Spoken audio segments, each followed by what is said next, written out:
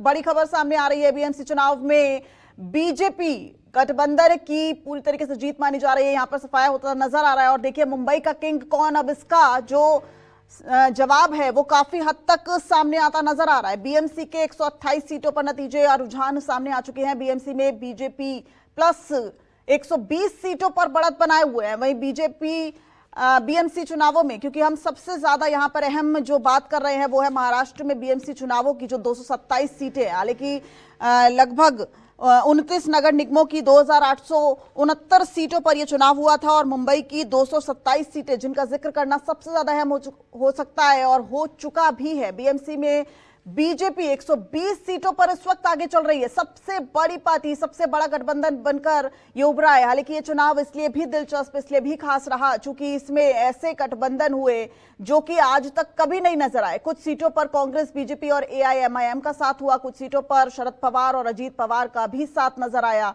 और इस बार ठाकरे ब्रदर्स की किस्मत भी जो है वो कहीं ना कहीं दांव पर लगी हुई थी।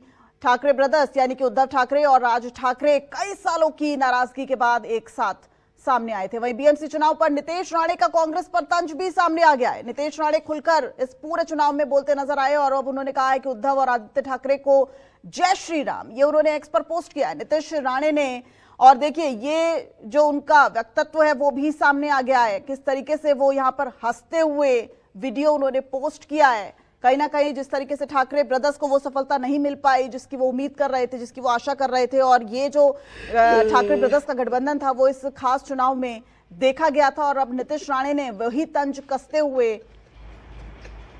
साफ तौर पर यहां पर नजर आ रहे हैं, वो जय श्री राम लिखते हुए नजर आ रहे हैं।